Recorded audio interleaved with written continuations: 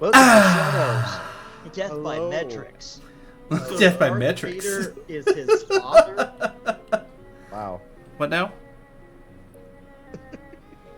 What is happening? So, I don't know, Bill, if you've been following the explosion of activity that's been going on in the world building chat.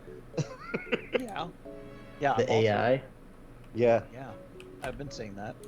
Did you see what we put on the OneNote? No, I haven't yet, because, It's Oh. now. it's a lot. Work. Basically, we've been asking an AI to do what AIs do best and just like create stuff for us. Well, but what's crazy is just how like contextual you can give it. Like at one point, Scott and I we're competing to try making the most vague statement possible. That like even like if I told a human like, "Hey, make a thing like this," it was like, Yeah. "Okay, here you go." So, somebody that I know did this to another person I know, where they took their name, put into the AI generator, and it's a story involving Big Bird, Oh no. Okay. and some loving. Oh my god. And cloacas. And Induction of Rule 34? this was such horrible Rule 34 that it had everyone going, That's a measure of your success as a brand. Right. Hi, everybody. Welcome to Shadows. Uh-huh. Hey, we got a new website coming soon. Yeah. Yeah, the Get It's Dangerous part of the website. Get Dangerous universe. ShadowsRPG is. So we got the ShadowsRPG, which is going to be a subsite of that one. Yep, it'll feed into each other. It'll be pretty cool. Yeah. It's going to be a feedback loop. Loopback feed. Oh, I'm getting so close to 10K IP. In Twitch, I've got- not in Shadows. I've got 44K. Oh my gosh. I support my boy. I'm always here when he's streaming. It's so funny though, like sometimes I log out of Twitch, and so I like click it and it was like, this audience, or this channel is indicated it's for mature audiences. I'm like, yeah, I know. I was there. Big Bird and Cloacas. This is my 25th session, so after this I will get to... oh, poor DM. Well, last week it was phrasing. This week it's big birds and defilement. I think we can sprinkle some phrasing in there. He felt a gentle caress of feathers upon his neck. Last week, No. Danny said, I love you to his father, and his father said, I love you to Danny. And that was a very tender, heartfelt moment that, like, legit, I was thinking about for like an hour. I didn't fall asleep till like 1 a.m. after our last session because I was like, man, that was like a heavy conversation Yeah. Well, between because Danny and his dad. there needs to be like actual characters involved and Yeah. stuff like that, and honestly some of that's been lacking because of the tightness of these sessions. Sometimes it just forces us into action or into other major plot points. I wanted to show this though. So because of the fact I've been getting obsessed with Berserk, I wanted to show Ken this because he was asking questions like, this is the Big. this is the deluxe volume 1 manga, which is only the first 3 chapters, mind you. It's almost 700 pages long. Like, look at chapters. Must be chapters. Volumes. No, chapters. It's one. This- It's 1 of 14. One of 14 volumes of the same size. They're all That's roughly like- about 700 pages long. If you want a summation, I have a 21-hour video that sums up that entire thing. Yeah, it does a whole summary and interesting. analysis. So, Yeah. so each chapter is several hundred pages, huh? Yes. And it's a manga. It's Yeah. graphic. Yeah. I mean, that's cool. That's a lot of value for your money. yeah. I mean, like, just to give you an idea, like, there's just so much. Wow. Yeah, that would keep you busy for a while. I Yeah. still have never like engaged in the Berserk anything. I can't wait until you I've do, listened. man. You're talking about me getting into like One Punch Man manga, and I'm going like, I actually did get the first few volumes and started reading through it. It's very much literally the first season is exactly how the manga went, which is hilarious to me. It's a good adaptation. Yeah, right? Seriously good adaptation. It's like storyboarding, literally. Dude, that guy is just insane. But yes. Yeah.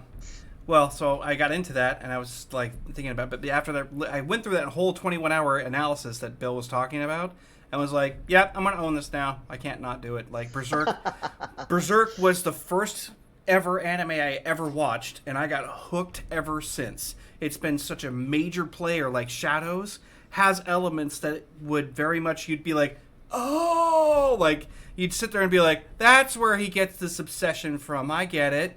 Like And now that I'm older, you realize how many people were influenced by Berserk in popular culture, because you start to see all these expand. That's why I love the 21-hour analysis. Well, he actually Because- points out that the whole big sword thing actually comes directly from this. Like, Right. And Oh, I'm the that same. trope? yeah. Yeah. Oh, that's fun. Yeah. Like I'm the same sword way was as Steve. taller than you This are. was my first introduction to anime. So we did. It's just like you didn't dip your toe in. They just got through into the dark end and basically said, "Here, hope you don't scream." It's over 20 years we've been friends, and you've never mentioned this to me. You're welcome. Well, that's definitely worth it. And Guts is dark, man. It's freaking dark. It's also wholesome when you get to certain parts, but it is really effing dark. Oh, Soul speaking of crushing. Yeah. speaking of things, this is a throwback from when I was sitting next to Bill before I knew who he was, and Dee was standing at the front of the room teaching us how to support the Surface back at Convergys, a stream. And Bill was being his intimidating self, sitting next to me, but he had a book sitting there. And after a few sessions of our training, because I think we only had like a week, right, Dee? We only had like a week. Somewhere So close you had into to that. teach us how to support a Windows operating system and hardware. Touchscreen hardware, and yeah. So we were there a lot, and he had this book there, and I mentioned it, and if I remember correctly, you were reading the Codex Alara, Oh, and good you series. said it was really good. That was Jim Butcher, and I have just last week started listening to the first book of the Codex Alara. Yeah. Yeah, I finished the whole series. Mhm. That's I a love- good series. I loved. Don't Dresden. spoil yourself by reading anything about it in advance. Nope, I- I haven't touched it. I loved Dresden, but I loved the Codex. I'll be right back. I should have flipped the camera up instead. Sorry. Mm-hmm. I was starting to panic because my fridge is going beep-doop, beep-doop, beep-doop, beep-doop. Yeah. Anyway. Oh, like the door wasn't shut all the way? Yeah. So I had to run out there. I was panicked. Yeah, the Codex Alara is really good. It's a really good audio. Yeah. It's by the same lady that did the Wheel of Time. Well, Do you mean Kate Redding or? yeah. Yeah. It's really well done. She has chops. So I thank you, still prefer the Dresden Files over the Codex Alara, even after having read the whole thing.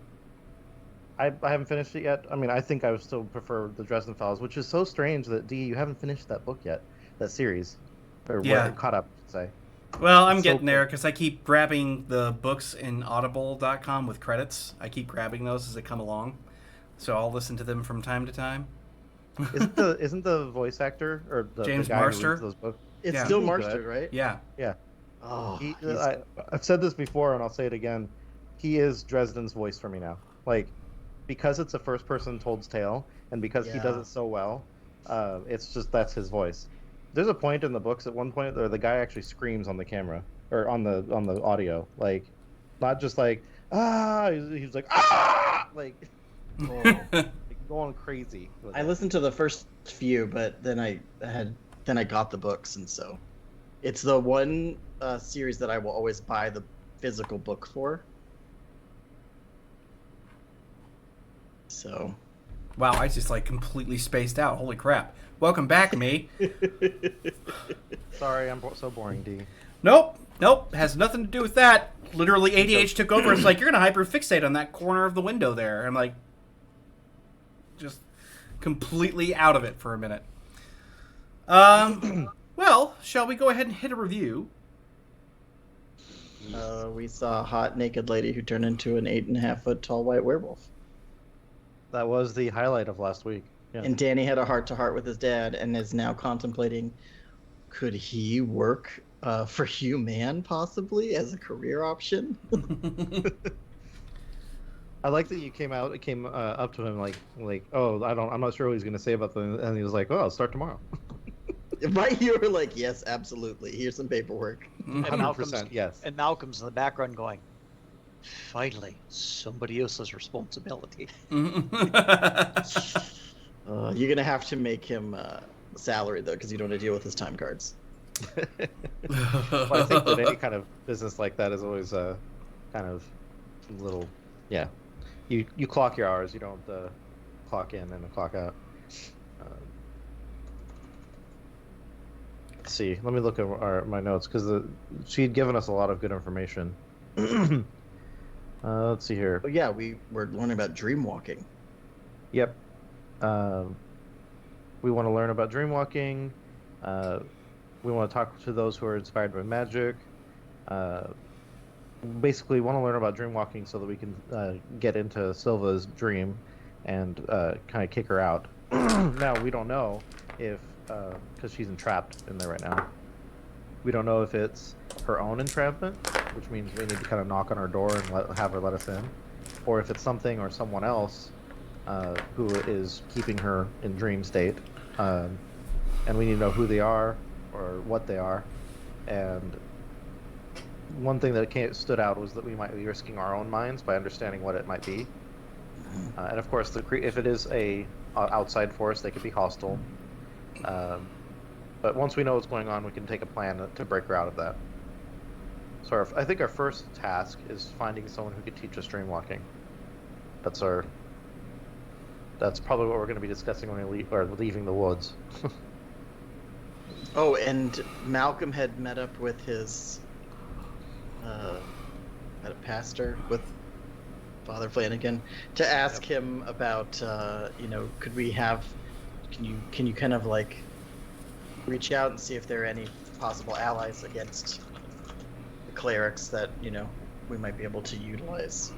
And we'd have to find somebody that was probably not the best of the beings. Right, just slightly disreputable. Yeah. Just a little bit. To be unprincipled but not without honor. Very difficult combination to find. Yeah, so Malcolm has an idea about that, but he kind of has to eat a little crow and suck up for this one. So Malcolm's kind of oddly silent on the way out of the forest, but you see these actually kind of tracking things with his eyes. He needs to actually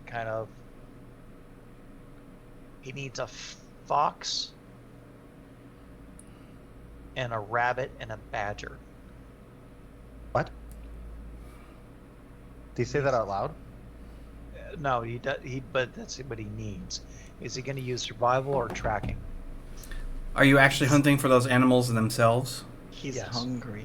Yeah, you're going to do that. You're going to use survival. I think that's survival's in there, right? Yeah, that's survival. Procure food.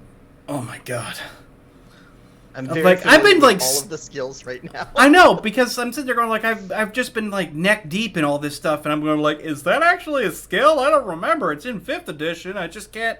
Is it like total brain fart? Yeah, just roll your charisma and see if you get enough. Okay, 23 for the I fox, seduce the rabbit. 19 for the rabbit. What does the fox say? 20 for the badger. Let it pass. Let it pass. And I'll explain why in a minute. Are you capturing them or full on hunting them? Full on hunting them. He just needs to He needs to drain them of their blood for something. Ah. Something. And then he needs to do a roll Magic. for some herbs. Magic brownies. That only That's he also can get- survival. Yep. 17 for herbs. What was it, a fox, a rabbit, and what was the third thing?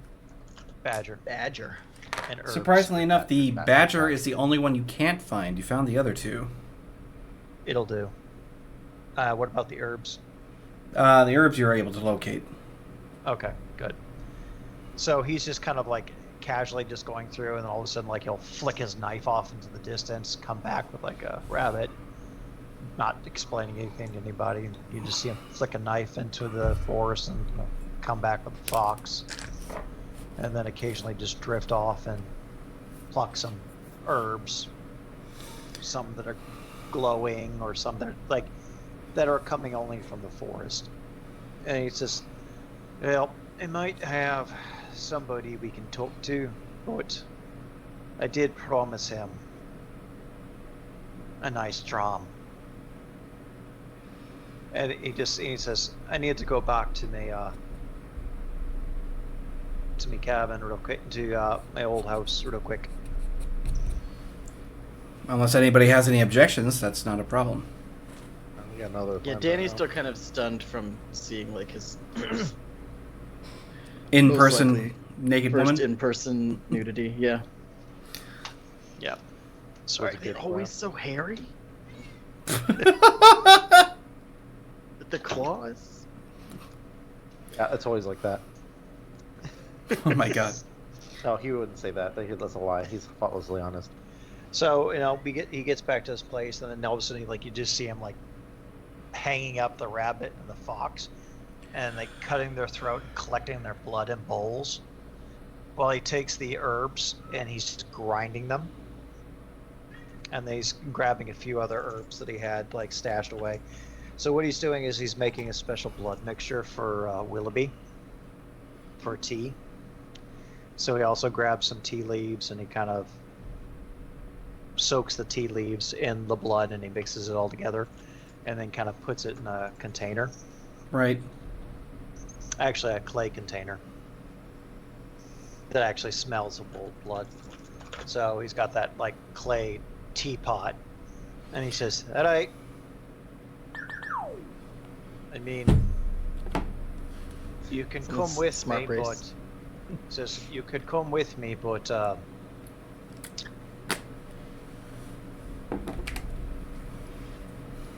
don't make any sudden moves around him, I guess. So he needs to see this. He wants to go see Mr. Willoughby. Mr. Willoughby, his origins were from China originally, right? He's a Shang-Chi vampire, originally from China. He was the one that Winterborn forced to change because Winterborn couldn't be bothered to. That's Right. your bloodline. Yeah. Yeah. And he literally is the Mr. Willoughby from Outlander. That kind of that poet, that kind of scoundrel, that whatever herbalist, sage-like character, and whatever D comes up with, I suppose. Mm-hmm. Let's ask the AI. I think the AI's done enough. All right, so I'm joking. I I'm know. not going to add any of that to this. I was. That's why I said it, because it was funny. It's a funny joke. It was a joke. I'm sorry. Well, all right. So Mr. Willoughby is located where in Night City that you're aware of? Old Chinatown. Classic. Yeah, probably in the New York proper Old Town. All right. Well, what does everybody decide they're going to do after watching this sort of macabre ritual taking place? I'm going to pass. Hugh's a no. He was like, well, you do you, good sir. I'm going to go get some pie. Go back to the Roadhouse. Yeah. Roadhouse, yeah. And then Malcolm's- Isn't the roadhouse like very far away from where we are? But the jumper can get you guys there in about an hour. Dude, Okay. nowhere is far enough away. Well, right. Yeah, he was like, So- for this fucking pie. Say pie. Danny's gonna turn to Barnaby and be like, I want to get some pie. Yeah, he's like, I'm in agreement with you. I don't know what the hell he's doing, and I'm not interested. Let's just go. Yeah, I don't want any of that, but hey, Hugh, do you want to go back to that place where we first met? That's where I'm going. Yeah, can we go with you? Absolutely. And he starts pulling up the jumper stuff. And it's like, Malcolm, whatever the hell you're doing, you have a good time. I know that, He's just got Malcolm's just secretly smiling to himself. Like says, if this is all it took. He's gonna start cutting kids before. I know. Cutting animals before people again. Yep. well, I mean, there's whatever you're doing is absolutely like obvious. It has something to do with your nature, and like I have no curiosity on that. It's like you're doing your thing. I don't need to be a part of that. Yeah. So he's just making a really fancy blood tea. Some magic brownies. Yep. Well, it makes sense too for us not to be there because it sounds like you're going to be having a heart-to-heart with Willoughby. So, Oh, he doesn't care. At least Malcolm doesn't. And All you right. guys are doing supposed stuff anyway. But pie sounds good. yeah. So Brenner, go with them. Brenner's with Silva back at the house. Yeah. This is Barnaby. Yeah, it's Oh, going to that's be because Lance on was your the one who- lonesome. Lance brought him over. Okay, so Malcolm heads on out. I mean, this is a good opportunity because we're going to get some pie. I think that if I have my opportunity, I'm going to be doing some more research, though, on now that. So, this is a good opportunity for Hugh to do some investigation because one of the things he needs to investigate is someone who might be able to teach us dream walking. Yeah, you can tap your network and Yeah, I mean, I've done this before when I learned how to get to the marketplace. I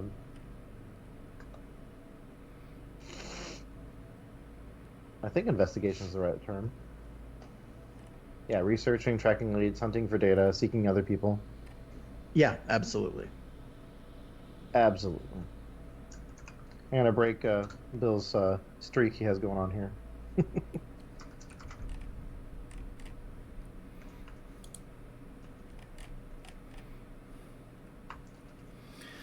Well, okay, so you're Oh going my to have gosh, that's because you played in the other game too. It's like Bill. to take...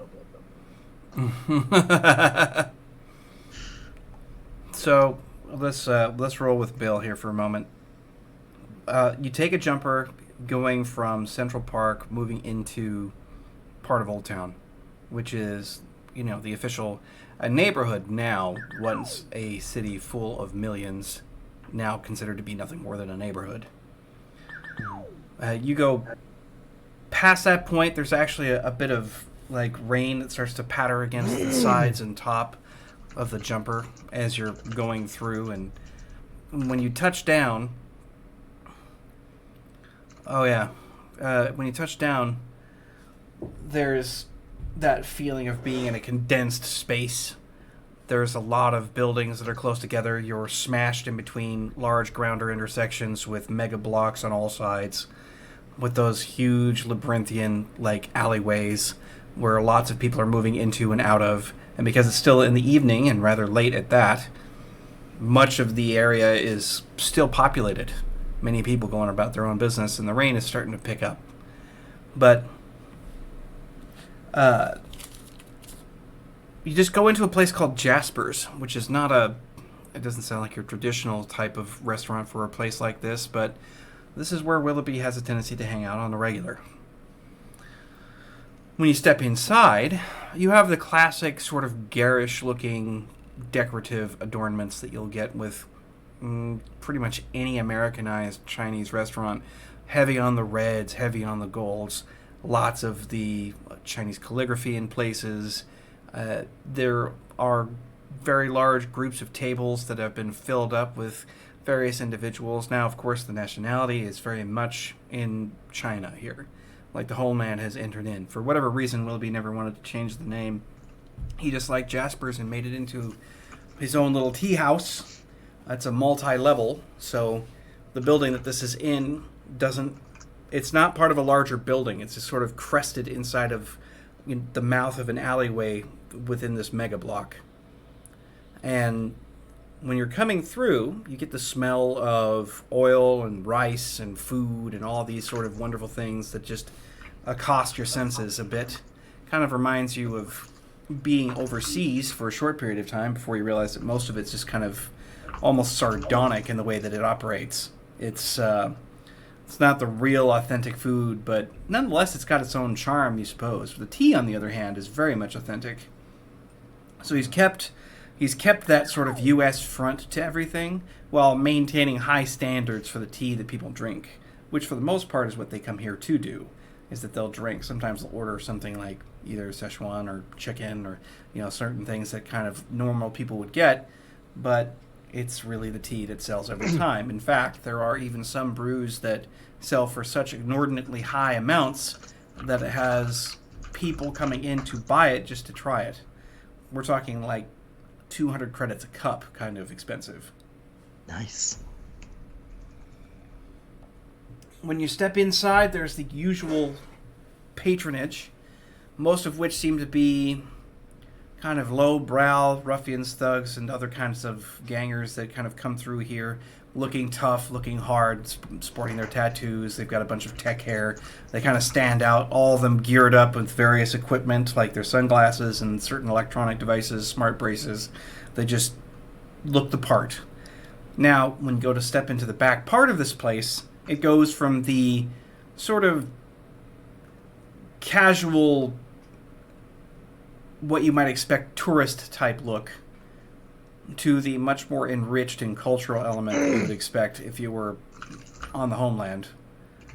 Now, when stepping to this archway into the back, because there's a stairway that goes up to the second floor just before you go into this place that's to your left when you approach, there is a bodyguard that stands there in front, which is interesting for any tea house to have, because Willoughby's Willoughby, and he has a tendency to put his fingers in various pies, and that keeps certain things going, like his money and lifestyle and so on, the tea house notwithstanding. The guard is new. He doesn't seem to recognize you. He just holds his hand up in front of himself, and he just kind of, VIP only, when he sees you coming in. Would you inform Mr. Willoughby that Malcolm MacDonald, Esquire, is here to see him?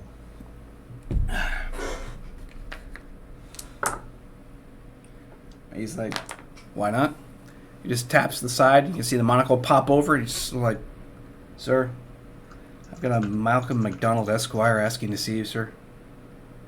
Yes, sir. Understood. Like that, pops it back. Lynn's like, welcome in. He just kind of winks at him and then kind of walks on by. Yeah, he's confused. You're not sure exactly what Willoughby said, but his demeanor kind of changed from being kind of like, there's no fucking way, to, oh, okay. Like, Yep. no way this punk's going to come back here. Oh, never mind. Yes, he is. Okay. Oh, whoops. You can Are see you, like, Willoughby. carrying the bowls of blood. Like, I'm here to see.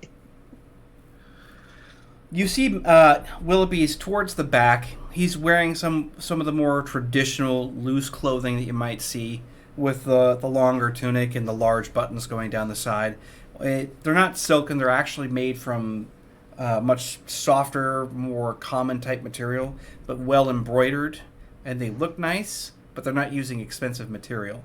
He still carries the extremely long braid that goes all the way down into his front. He's actually got it looped around his neck a couple of times as he's sitting cross-legged in this corner booth on these pillows, and he just seems to be enjoying something which has the faint coppery aroma of something rather pleasant to your nose. And he's like, "Ah, Malcolm. It's good to see you again, old friend." And you as well, Mr. Willoughby. How you've been faring? It's been quite a bit. I would say at least a year and a half, 2 years. My enterprises have grown quite significantly since you last saw me. Have a seat. And he just kind of raises his nose like, you brought treats. Oh, absolutely. I brought you your favorite organic blend. Just a wee bit of Fey Blossom tea, blended with well, some fresh game. And he just nods his head. He's like, I will accept this gift. You are allowed my hospitality. He just kind of gives you a smile. Of course, I expect nothing less. But I don't expect to have you here on social call. So... Unfortunately, our usual game will have to forgo itself as he just kind of casually looks over at the Go board that's just standing off in a corner. Right. Well, he's just sort of like, that's okay, I can wait. Well, you're going to win anyway. It just kind of smiles at you like, duh, bitch, basically on his face. But he doesn't say anything. It's just like, well, you did come here to see me, and like I said, I do appreciate the gift, but clearly you have other intentions. You're very much aware of the fact that any part of his accent, either from China or the UK, is completely gone. He's acclimated to an American accent completely. Oh, absolutely fantastic. Shall we to tea first? We might as well, I suppose. And he just Of kind of course, like motions somebody to come over with the appropriate equipment. Yeah, so blood warms up. He, of course, pours for Willoughby, Yeah. and then waits for Willoughby to take the first sip before he drinks. So he's following protocol. Yeah. Just out of curiosity, could you... I know you did pretty well in those survival checks to find the game, but can you also do...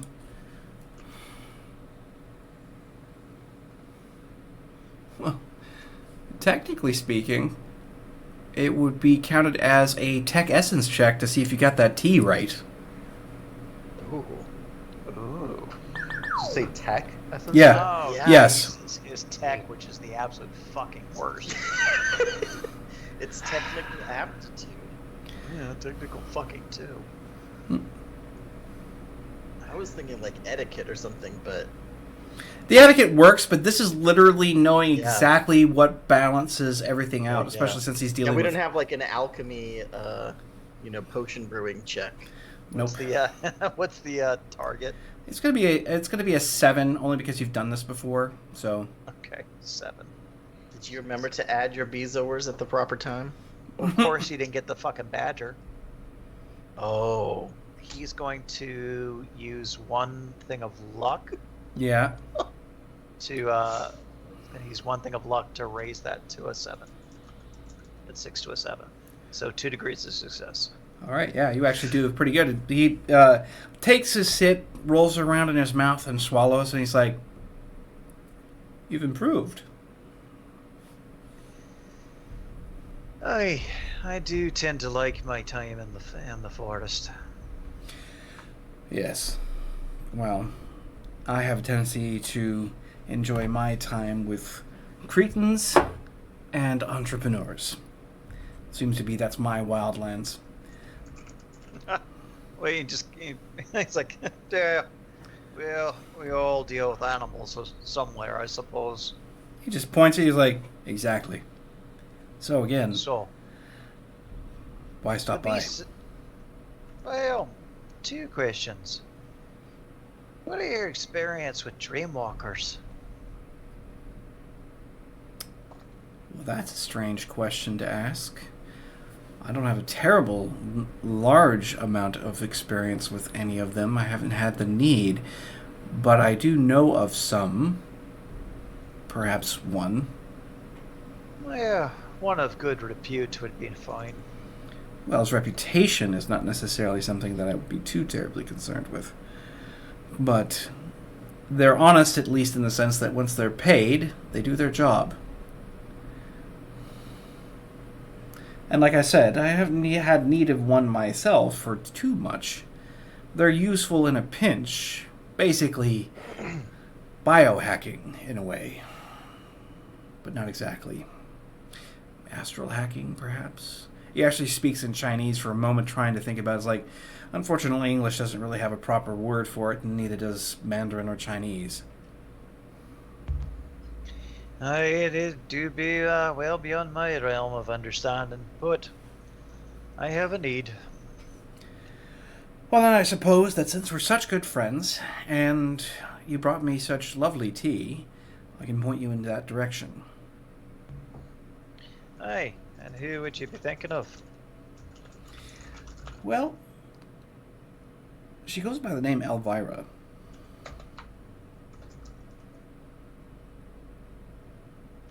Right?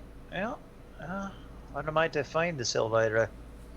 Well, she's further south from here. I'll give you the exact coordinates, I suppose. Like, he pulls something, he, like, taps the table. Somebody comes across, he grabs a pen and uses one of his own business cards and scrawls out the address and information you need onto a card, slides it across the table.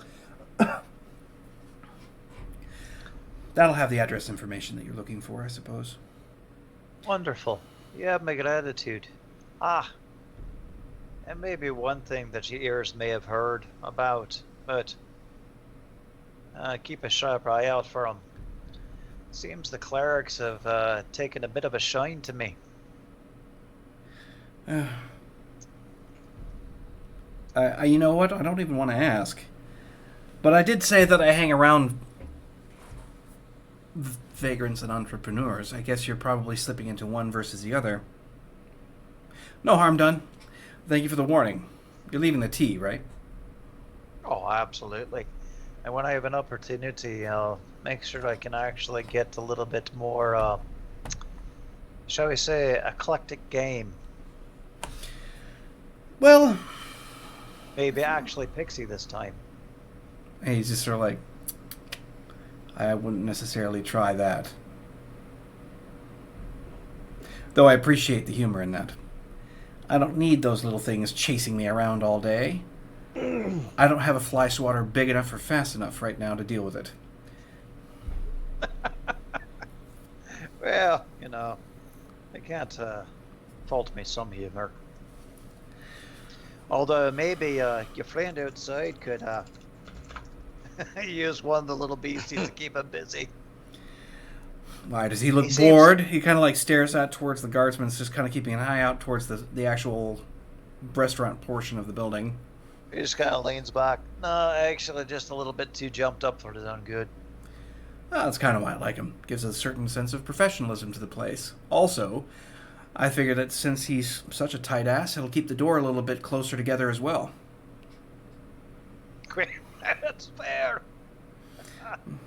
Willoughby, and he just kind of just descends into small chit chat with Willoughby at that point. Right. Says, maybe I do have time for a bit of a game. He's like, go figure. And he just kind of like reaches over, kind of pulls things and like lays it out in front of everybody, and you guys will play that out. Go ahead and just make a tactics roll. What did you want, Ken? I thought Bill, or I wrote down that Malcolm had 2 questions. He only asked one about the Dreamwalkers. What was your other question, Bill? The other was he was mentioning the clerics. Oh, he had 2 topics, not 2 questions. Okay. Got it.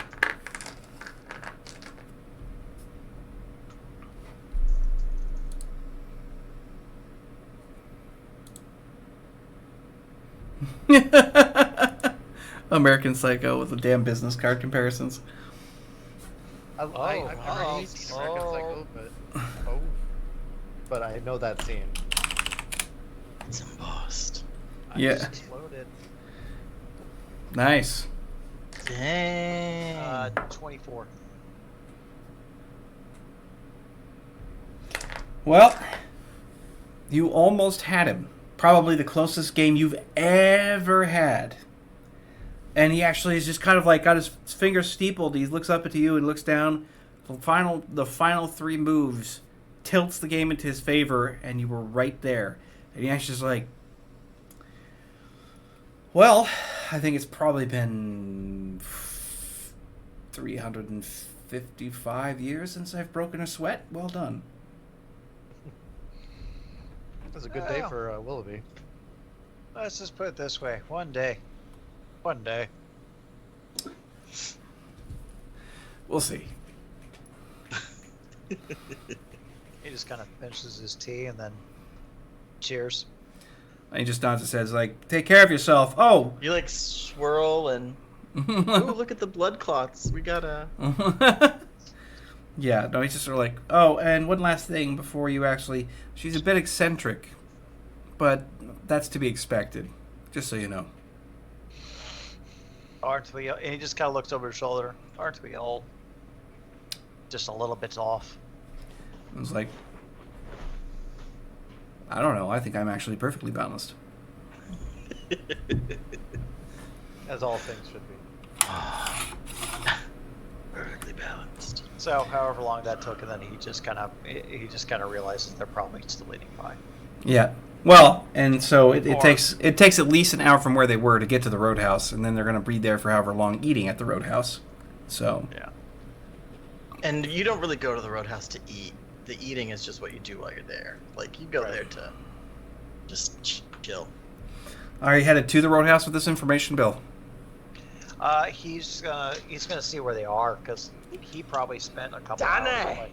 hours.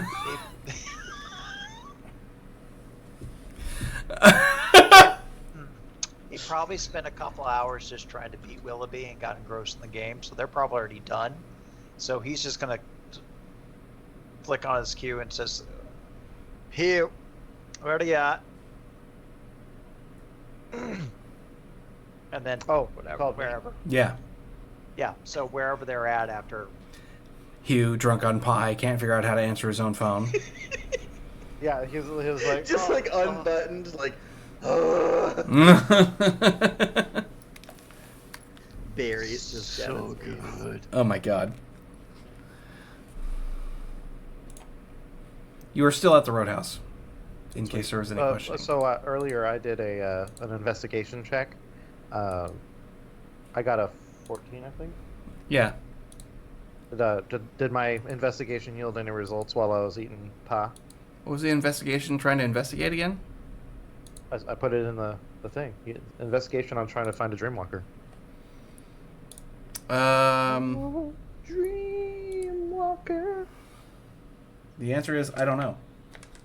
What are you gonna do tonight?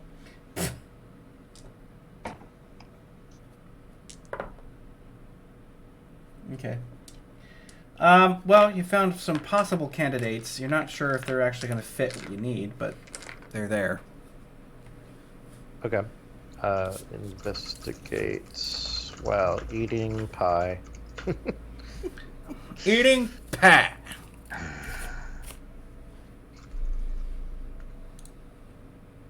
Yeah, I mean, once Malcolm calls us, he'll let him know where he's at and give him the directions and offer him some more pie. Okay. Not a problem. He knows where the roadhouse is. You guys make it there, and Danny's like drawing little glyphs and stuff with like his fork and the blueberries that he's dragging around. Yeah. not quite what I'm after. It's a little too hardcore adventurous there. That was very like jaunty going over the hillside. Yeah. Yeah. Pause an adventure. All right. Well, so he gives you that they're still at the roadhouse, and you can take a jumper and get there. So, no problems there.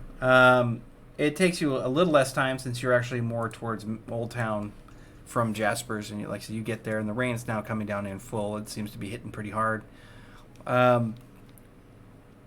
You're transported over to the roadhouse where you can see them up on the other floor. There, it looks like they're sort of in that booth where he usually sits, pretty visible from street side.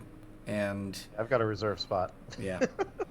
Yeah, you head in, and sure enough, they're all still there. Barnaby's just kind of got an empty plate, hot cup of coffee sitting in front of him, and just kind of sitting there, kind of like spacing out.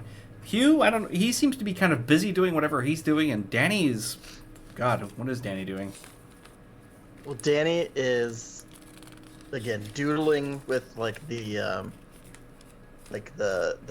fruit syrup, like, you know, that's left over. He's summoning the pie witch at the Yeah. So he's kind of like doing that, and he's just kind of like without Malcolm around, he has no outlet for his energy, and so he's like, "So Hugh, if I did work for you, what kind of stuff would I get to do?" Oh, it's all kinds of stuff. This is a upward mobile business that I got going on here. Like He's gonna list off like 4 or 5 office stuff. things. I don't. No, What do no, people we don't do find with ourselves at the jobs? office very often unless we're trying to find something. But My dad we just, do whatever people ask for. talks to people. Yeah, in your case, what Hugh actually manages to describe for what you might end up doing sounds actually fairly exciting because it deals with, investigating individuals, finding objects that might be lost with certain pertinence, either financially valuable or arcane valuable.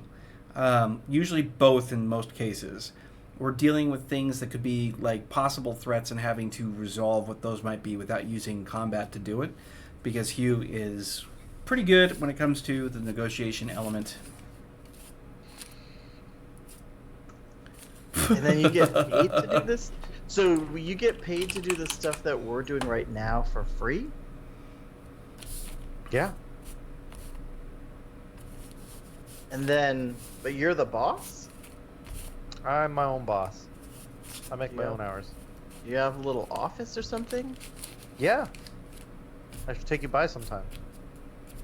I'm not gonna ask if you have a business card because we all know you have business cards. As Danny flips through Get all a business 52 card? of them. I have different Get a series business of card? cards.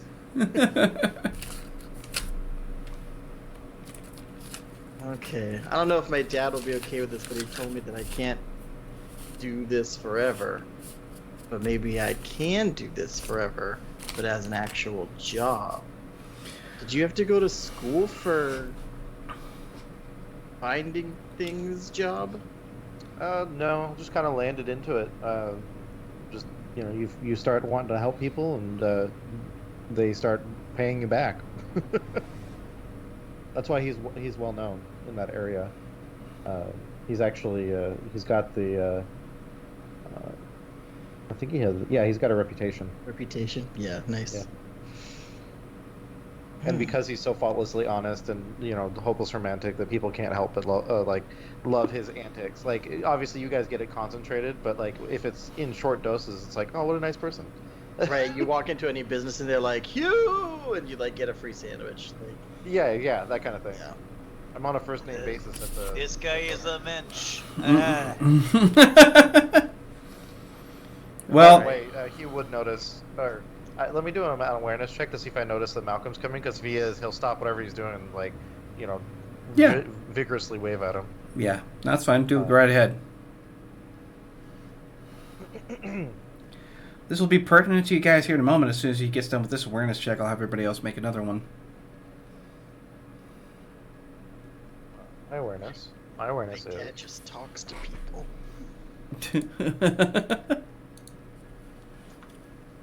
Hugh for Congress.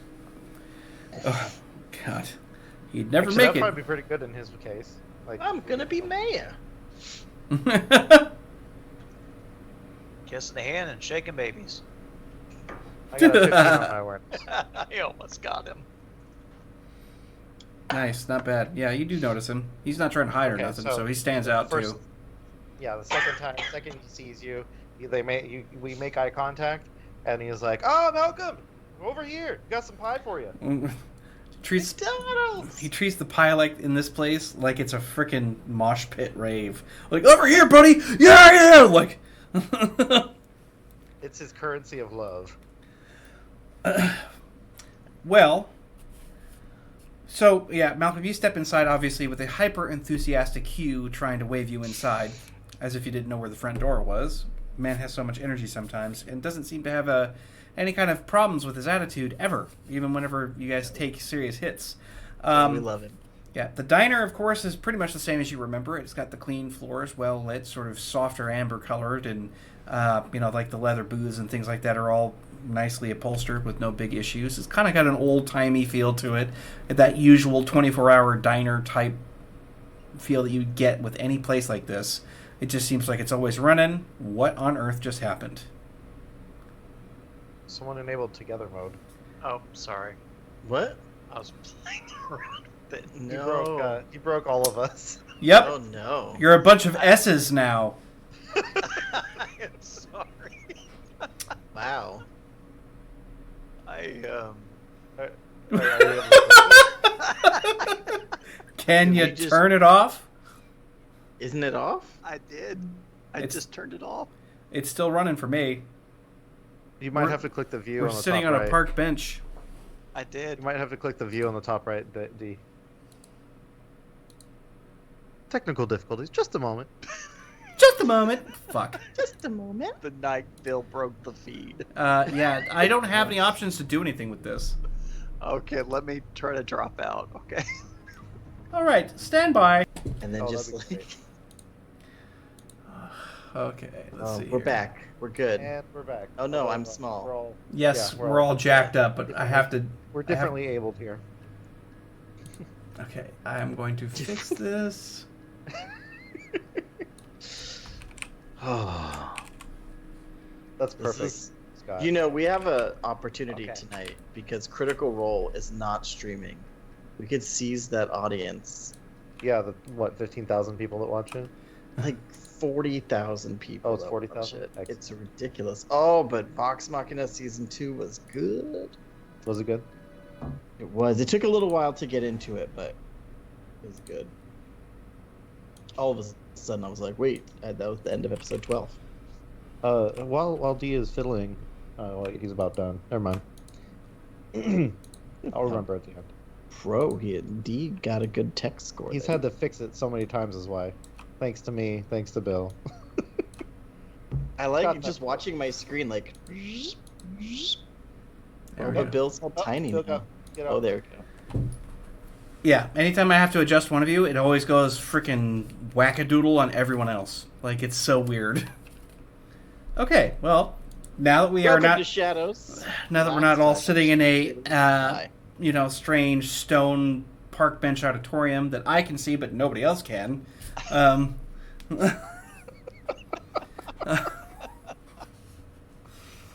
Just like real life work trauma. I have a feeling somebody's going to clip the hell out of that, and we're going to I swear I'm not a cat. You're muted. That's something you Oh, hear jeez. every one of my meetings. I hear you're muted. Yeah, God. All right. So, as I was saying beforehand, yeah, like so the place has its own. Like I said, it's got that feel that you get whenever you walk into a 24-hour diner and such. The good thing is, you know, you've got Hugh sitting in his signature booth. Everybody seems to be fairly pleasant. Even the waitress comes along, and she's got like that, you know, old-fashioned curly-like hair going on, and she just kind of waddles across, and she's like, "Ah, you gonna be having any coffee, hon?" Like whenever you go walking into towards the booth and take a seat. He just kind of smiles and says, "No, I think I'll be abstaining." And she's like, "Alrighty, suit yourself." She just kind of like Bloodstained teeth. moseys on by. Yeah, you take a seat, taking one of the chairs from one of the larger table or from one of the loose tables that are in the center of the room here, and just scooch it over so you're at the end of the booth here. I'm coming out of the booth. Barnaby's just like, "Welcome." And so go ahead and everybody roll that awareness. Awareness. Excuse me. Awareness. Surprise, motherfucker. I got 18 on that one. Dang. Good. Some of the feeds is what you're going to be catching. If anybody who gets like a 15 or better, honestly. Ooh. 17. Okay, so 19. that's everybody. Yeah, nice. And Barnaby will just follow along with everybody else. He doesn't even really need to roll because he's got magic phoenix eyes that just don't miss anything most of the time. Yeah, I don't get it. That's all you pay him for. Right? He's always aware of shit for some reason. He's been the best on awareness checks ever. Yeah, you catch something on the feed that definitely attracts your interest because it deals with one of the gangs that apparently is a problem right now. And when you're watching the feed, it's quiet for a little bit, but you can kind of turn it up because there's, you know, you can basically sync your feed up with on your smart brace and watch it.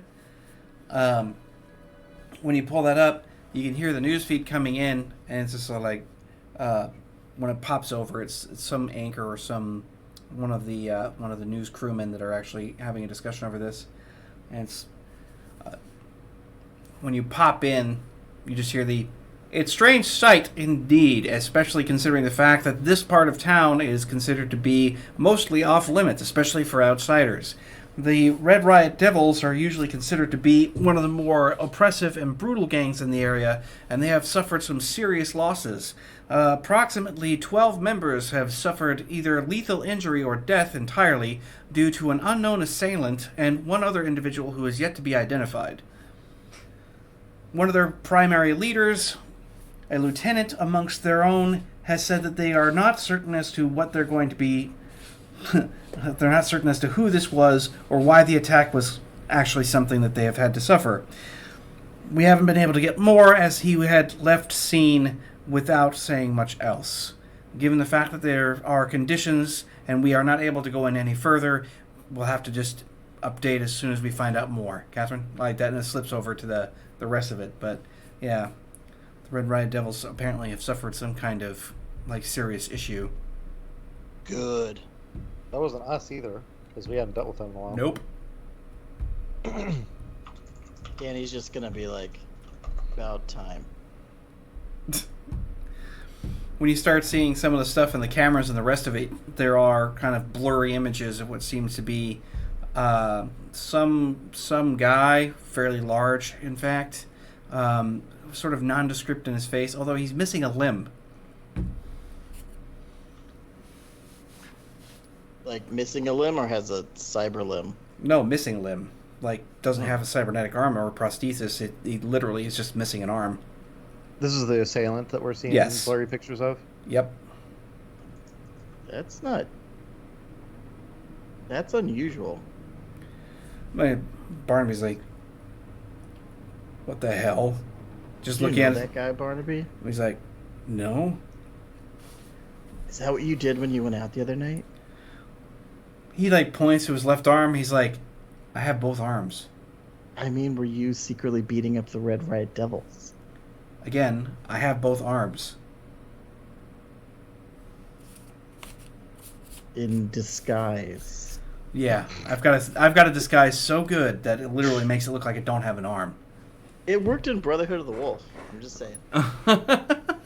Spoilers for a 30-year-old movie.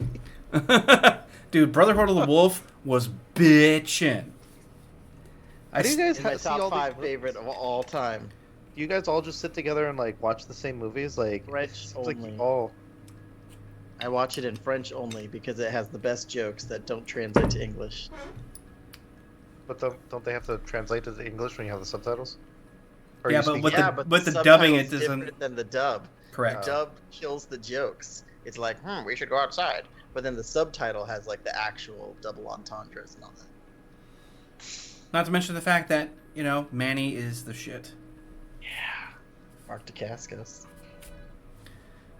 Okay, so Danny's just like, that's weird. Don't most people get, if they lose an arm, they get it replaced, right?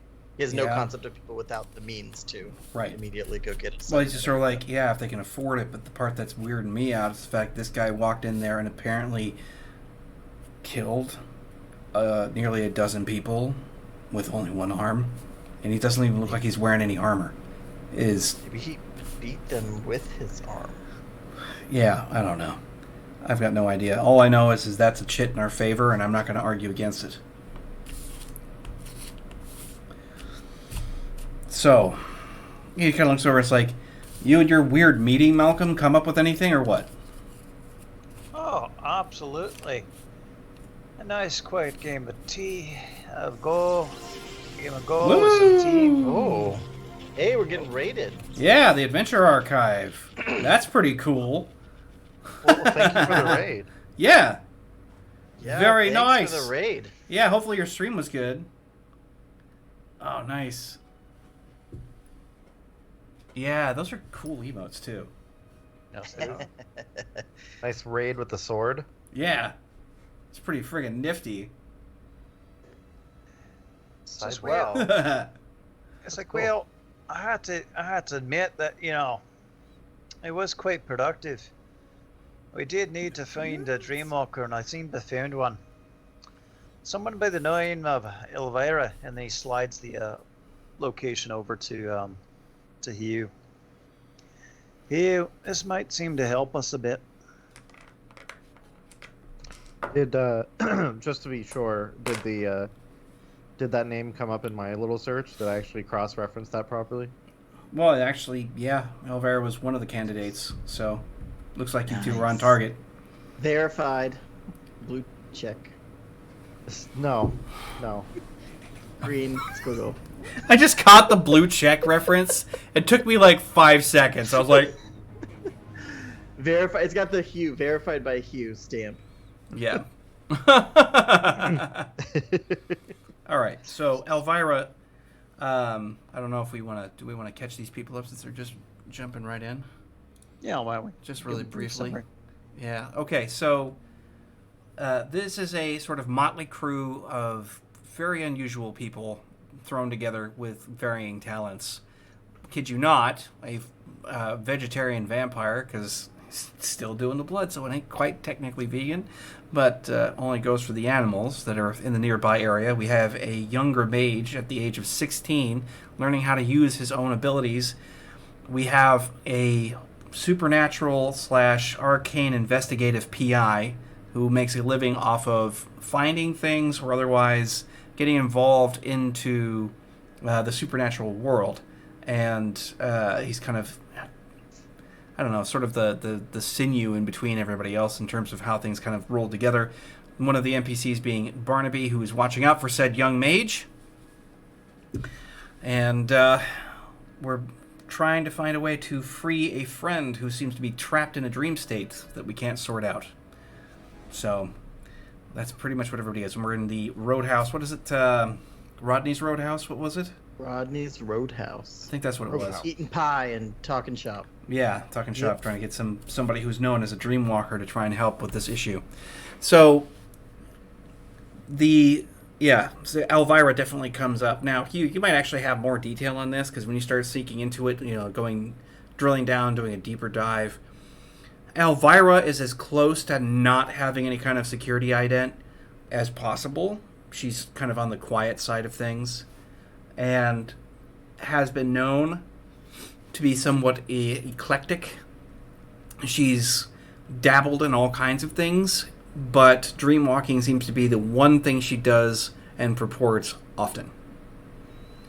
She's constantly just kind of getting into the thick of things. Considering she's in this way, she kind of pushes as much business away as she gets, because she's just she's kind of like you in a sense. Jumps in both feet, doesn't really have a lot of meandering about anything. Just like, oh, we're going to do that? Okay, like that, and just jumps right to it. Nice. So that seems to be her reputation. Now, she's further south, much closer to the Daedalus Belt, which means that it'll be about an hour and a half, 2 hours maybe by jumper, just given traffic. Oh, from where we are. So Yeah. that's even further. Oh, wow. Yeah, you guys are up north from where she's going to be, but luckily enough, according Danny's to... going to stay out after curfew. Yeah, well, I mean, he doesn't really have a curfew anymore. His dad's basically said, as long as you're with these guys, just don't die. Yeah, so he's kind of relinquished control of the situation. He doesn't really know what to do with it. So contact information for her, or just like an address? Oh, yeah. I mean, you've got an address, which is technically her contact information. She doesn't really have standard means of being reached. She needs to be approached. Drop into her DMs. We don't slide into DMs. Yeah. All right. So, yeah, I mean, you guys have got your next focal point. It's pretty We're much gonna in go there. Scope her out. All right. I guess I'm paying. Barnaby just shakes his head, like, no. Like that, puts down a credit sheet, scans it over, pretty much gets everybody what they need. It's like, come on, let's go. I don't necessarily feel like we need to stay out here for any longer than we absolutely have to, and I just don't think that dawdling is going to help her out any at all.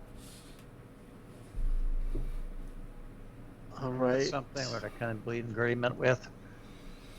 He just nods. So he's gonna take his napkin with his doodles on it and just kind of shove it in his pocket. Yep. You guys leave a nice tip. I'm sure that Hugh does anyway, since the Oh, of course. main tab was taken Like care of. almost like approaching 40%. Yeah. Well, and of course the waitress is just like, thanks, hon, Like come half of it again. got comped anyway, and the tip goes straight to the waitress. Yeah. Well, That's how it works. so it's raining. It's like pouring outside by the time you guys get out there, and you guys are clopping on these streets, and you call a jumper out, and he doesn't take terribly long because you just signal it, because that's the thing, is you can't wave at them in the sky. You have to signal it with the smart brace. But you signal for a jumper. It finally touches down 3-4 minutes later, and you guys hop inside. This is one of the more automated ones, so it's got one of the automated drivers. It just kind of tilts back over. It's kind of like a camera, basically. It just is like, where to, in a mechanical and robotic kind of voice. And yeah, you supply 674 Straight Street. Yeah, you just push out the actual address. It's like, excellent, pay on landing, please buckle up. And he goes like that, pulls all the way up. Now you guys, like I said, it's a little bit of a drive to get to where you're going. But again, you're just pushing through this rain, and you're just kind of seeing it from the outside, and the rest of it is blending together with all of these tall buildings and lights and everything else like that, just shining straight through. It's like you're traveling over an ocean of stars and darkness. It's really crazy looking, especially in the rain. Is there any conversation that anybody's going to want to have on the way there, or no? Yeah, I can Danny's skip right to it. want to know more about who this Elvira person is. Danny's assuming he will be the one doing dream walking. Like, even though it could be we all do. He's just assuming as the most like magical one that it's gonna be him. So he's like, so what did your friend say about this, dreamwalker lady? Oh, that she's just a bit of a, shall we say, personality. Like crazy? She's fun to meet. Yeah, I mean, that's kind of a bit of a statement. Well, okay. And for a fact she can teach us how to dreamwalk, or is she supposed to do the dreamwalking and we just like hope that she helps Silva? Well, there's a good possibility that she's going to be the one that's going to be doing the dream walking, and we're going to be the ones doing the listening. Oh, Oh. all right. I'm sorry to It'll be a lot disappoint of you. fun. Okay. As long as we get to help Silva. I mean, if I could be the one who like rescues her, that would be really cool. But Danny, depression 100. Oh, lad. You having a bit of a crush on her, do ya? no, you do. You're Wow. Mom.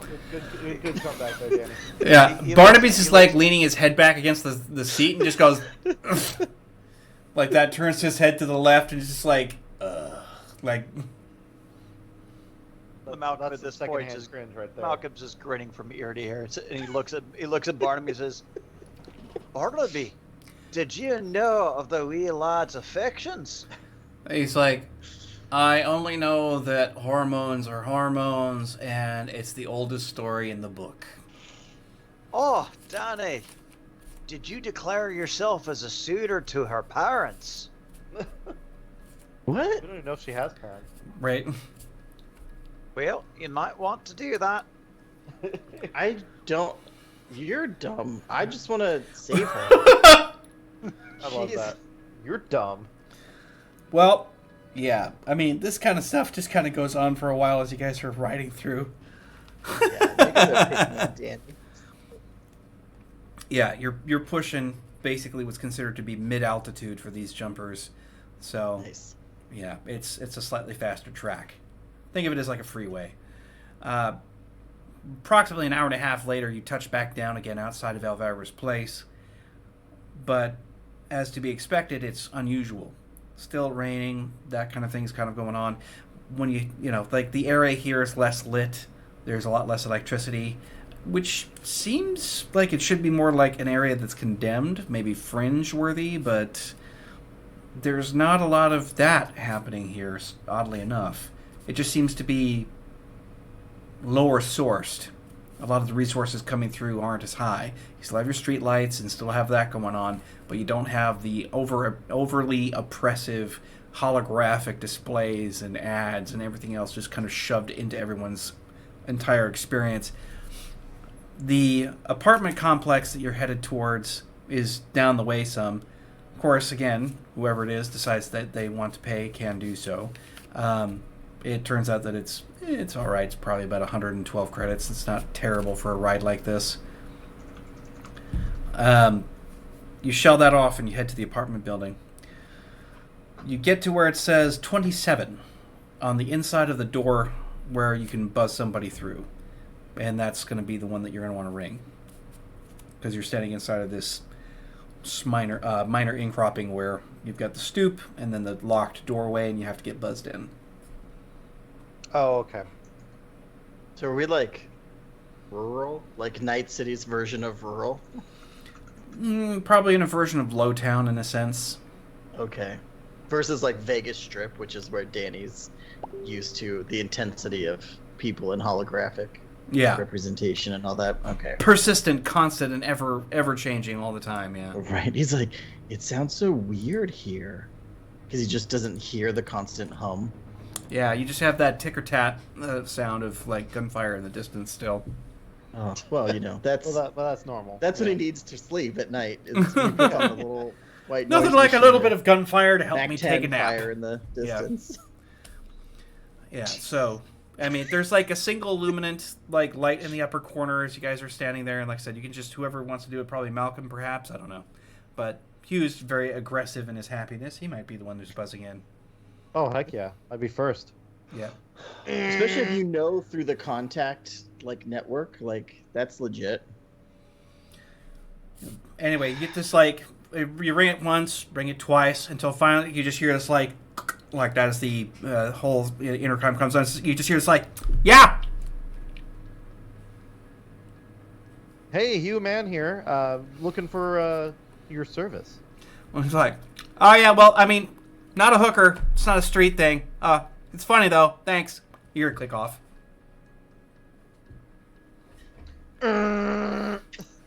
You wait for a minute. You're just like, yeah. I heard that you're a dream whopper. Can you help us? I don't know what a dream whopper is, but I do dream stuff. Is that what you want? Absolutely. Okay. I don't do sex stuff. If you have to ask, you can't afford it. That's fine. Okay. Malcolm is just hand in hand at this point. Just His name, I don't think I ever realized his name is Human. Malcolm, did you ever notice that? yes. I mean, that's what makes it so painful. How very human he is. That's so weird. Anyway, but you hear that And he like looks that, and the back to you mag guys. lock goes like that as the door pops open. He looks back and is like, yeah, my mom had a sense of humor.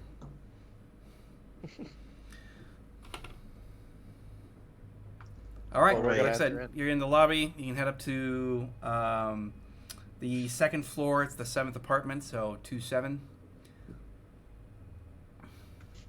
Danny's gonna stay near the back of the formation, next to Barnaby. Yeah. Well, I mean, and this place is okay. Like it's not terrible. The main lobby is just kind of basic. You walk straight towards the back where the elevator sits. You punch in. It goes like that, pops open, and everybody gets inside. The elevator kind of does that rock tumble that kind of starts it off, and it hits the second floor, jerking to a stop, rolling doors open. You have the apartment hallway that leads out amongst the other ones, stretching to the corners and edges of the building. When you get to where you're going, interestingly, it's not so bad here. Like, you're not hearing what you might hear in worse areas where it's kind of like fighting, loud music, and lots of conversation going through paper-thin walls. In this case, you just kind of hear the hum of what sounds like television or holovision or anything else like that, and just kind of other conversations, nothing really rampant. It's really subtle around here. It's quieted down, just like the out streets. When you go to knock on the door and you see this girl pop the door open, but she's still got the chain lock going. And you can see that there's some other reinforcements to the door, which probably are a lot more than what somebody in this apartment complex would normally be able to afford just looking at it. But she's got like black hair and a wild nest almost, just kind of pops around like down with spiky bangs. She's got really thick eyeshadow and such, like makeup going on, dark lipstick. She's got goggles on her head for some reason. They're just like right there, but you can see that they're perfectly glossed over. But she just kind of leans off to the side. She's got really like strong blue eyes and that sort of like really pale skin. Like she never really gets enough sunlight. But she's also scrawnier and probably around 5'7", 5'6", something like that. But she's just like, yeah. And it's like, she just looks at me and it's like, you know what it costs? Sorry, you said a lot, so I was typing it. Inky. Good night. Night, Inky. Good night, Inky. Friday tomorrow. Friday. Indeed. Friday. Oh, believe me, that blasts through the house at 7 a.m. I get you another song. Anyway, so she's like, what did she say? Sorry. You know what it costs? She just asked outright. Everything. Did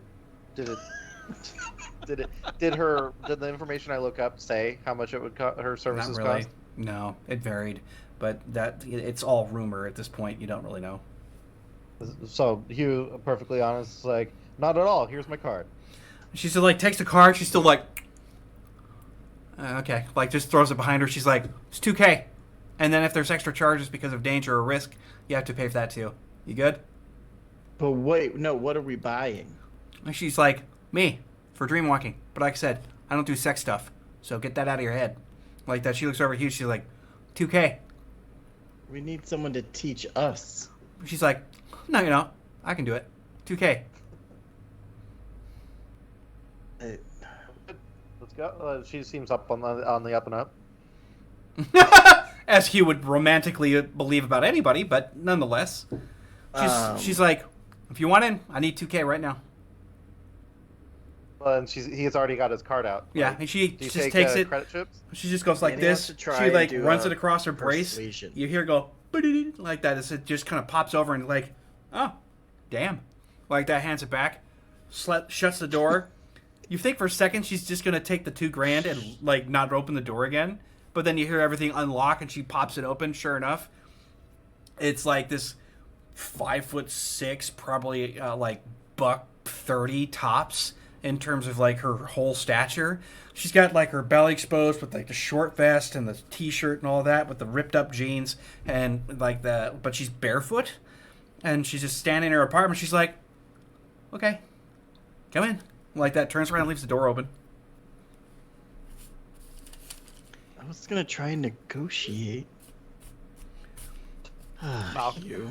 Malcolm is just pretty much going, well, let it not be say that we don't run into the most interesting of individuals in our line of work. Yeah, and she's just sort of like, line of work, huh? All right, well. She comes into the kitchen area, which again, this place looks way ritzier than it should. There's actually a lot of power coming through here too. What you happen to notice is that the living room is barren, completely barren of any normal furniture. Her room seems to be completely locked and closed, but you can tell there's a lot going on in there because you can hear like fans and things like that running. But in the living room, instead of furniture, you have a huge sensory deprivation tank. There's also a wet mat, towels, things like that.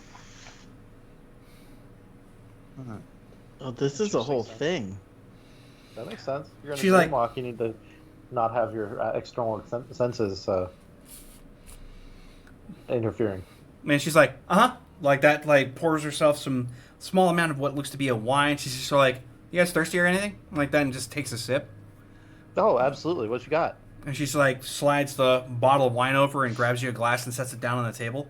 And she's like looking over at Barnaby, who's looking at everything over and watching her. He's just sort of like, loosen up, dude. And Hugh Not gonna completely, with no bow, is sipping the wine. It was like, Yeah. She's like, okay, so obviously you You've paid the 2K. I've got a job on hand. What's the job then? What do you want me to do? One of our friends is entrapped in her own dreamscape right now. We need to find out if she's entrapped herself or if something else is entrapping her. And she's like, you got a Her name picture? is Silva. Did we get her last name? Like, he looks around to the other group. And it's like, do you have a picture or something? Oh, Danny? What are you talking about? I don't have... Danny. So Danny is doesn't have gonna. any pics. Only while she's sleeping. No, Danny is going to see if he can, like, if he's got something he can like pull up on his smart brace Yeah. somehow, and if he doesn't, he's gonna try and do something magical and like try and like hollow image. Well, you do have something of Silva that's fairly clear, and you're like, oh yeah, I was snapping pictures around the house. Oh, you're like, because it goes with a panoramic shot, getting everybody in there. Yeah. But your penthouse is in there, but you do find her where she's like actually mostly facing forward. All of her face is definitely exposed. And, you basically pull it up on HoloVid, and she just kind of leans in close. She's like, cute. Well, like, so everyone's just sort of like, did you really just take like a panorama of your living room?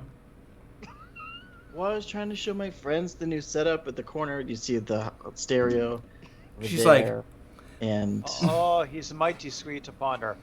We're declaring to our parents that they are going to be betrothed. no. And she's like, the hell's that? Like that, just looking at Malcolm. See, nobody talks like that, Malcolm. I mean, McDonald's. He's like trying to correct himself on his own insults now. Yeah. He's so flustered. Yeah. He's just sort of like, all right, I got it. So she's trapped in her own dreams, huh? Well, we came. Do we need to tell her the whole portal stuff? The Hugh doesn't even like hesitate. It's like, well, we went to a different land called Avalon. Have you heard of Avalon? And we met some people there, and on our She's way like back, leaning back, something listening.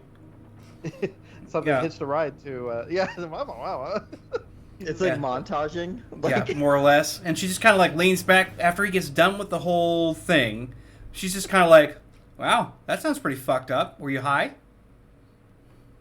no. No, I don't partake in that. I like to keep my senses sharp. Okay. Yeah, so there was a thing, but then she passed out, and we haven't been able to wake her up since. I got it.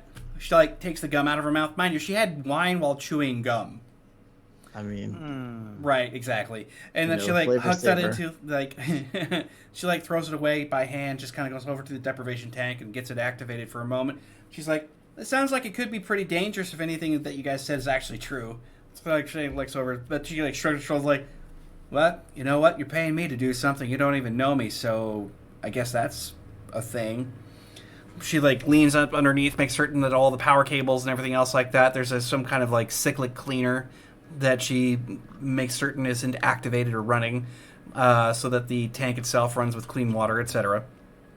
And she checks. Hugh raises his hand before she does anything else. He's like, Miss Elvira, She's just like, just Elvira, what? do you need us to do anything? How long should we expect to be here? She's like, I don't know, as long as it takes. Don't- But I mean, if you leave, you're not going to know if anything worked. All he needed was that, and he just sits back, like getting ready to sit for the long haul. Yeah, there's actually like a larger bench that's towards one of the walls, and there's several folded chairs.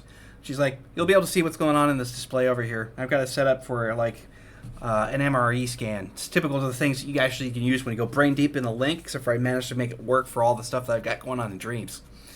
Should help everybody kind of get things going. See at least Oh, that I I'm bet you Danny could do this. He thinks to himself. right. Anyway, in italics above your head. yeah. She gets everything prepped and ready. Now, her apartment, as you guys start to look around, it's really nice. There are a lot of like secret cabinets and things like that. You can tell that she actually cooks a lot because there's really good cookware with copper bottomed pots and pans. She apparently does really well for herself. Although you did end She up actually cooks. Like, yeah. Like that's a step up from a lot of people. Yeah. So she's, and like her ice box and everything, like everything in here is of high quality. Even the countertops, like it's kind of open living room to kitchen.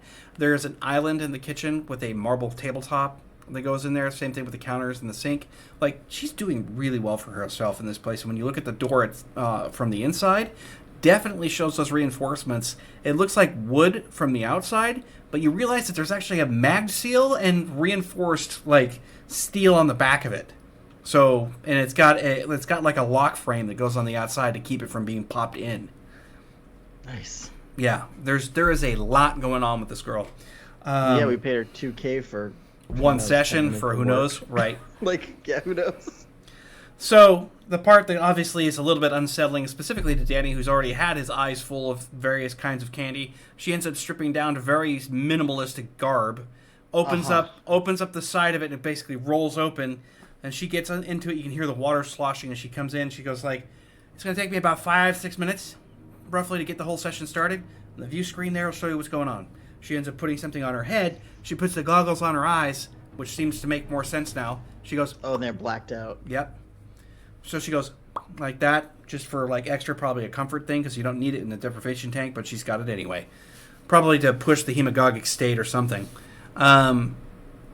But she seals it up, lays inside. There is a view screen that kind of shows like her face, like where she's laying down, because there's apparently a camera there. And there's a secondary screen, and she's got something that she connects to the back inside of her head, where she just kind of lays there, and she goes into a bit of a trance for 5 to 6 minutes. You can see something happening where there's like almost a gray, smoggy smoke appearing up on the display as the dream starts to kick in. And it goes into place. And then you hear her voice coming through this, but she's not talking. Like we're getting like a feed from her dream. Yeah, that's freaky. She's self-narrating as she's going along. She's like, "Session seems to be good. Sound check. Like and subscribe." Hello. Yeah, there's obviously stuff that's inside the tank. She's like, "Okay, yeah, that'll do it. All right, we're in full trance here. Let's see what's going on." Like, again, that same foggy, gray, just kind of almost like you're going through a cloud. And it starts to come weird.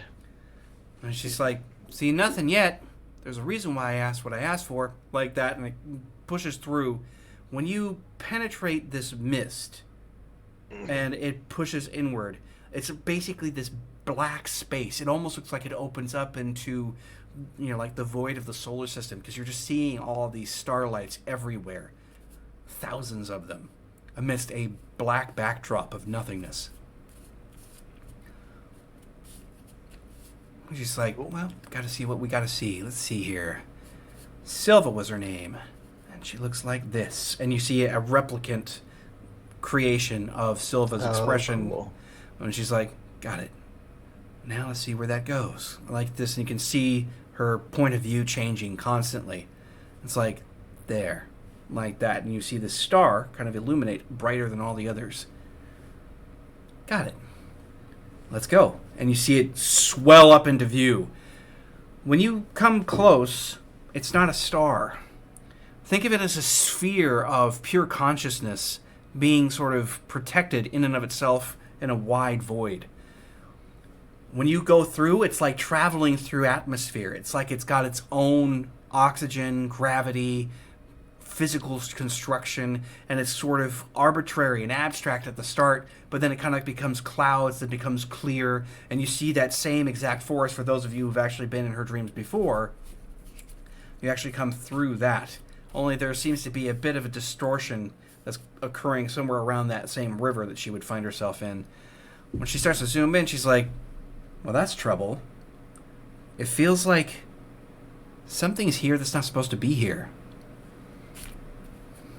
And it goes closer still. You've realized that it's just her kind of like flying or gliding through. There's a little bit of a distortion at this point as she gets close and lands on the ground somewhat softly. She looks down, she's like, "Ew." Like that, looks down and you can see like this summer dress that she's wearing. She's like, "All right." Starts walking through these woods, and she begins to narrate further. It smells a little bit like smoke, like something's on fire. What's that? She is like, "I hear something. Kind of sounds like someone is screaming, maybe?" She doesn't seem to be fazed by any of this, by the way. It's like strangely just calm and sane throughout the entire thing. Yeah. shortly, maybe 10 more minutes, meandering through these woods in this incredible sunlight, very similar to what you had felt, Malcolm, on your face. You can almost feel it looking through the screen because it's still just as high definition and piercing and glorious in its expression as you remember it when you were there the first time. Same thing with you, Danny. You remember the same kind of experience of what the sunlight was. It's peculiar. It's eerie. Yeah. I'm trying to make an occult roll, but I think Dice Maiden is down or something. I'm getting errors. Okay. Oh no. But Danny wants to try and bend all he knows about magic and all that and see if he can figure out how she's doing this. If it's mechanical, if it's magical, something different.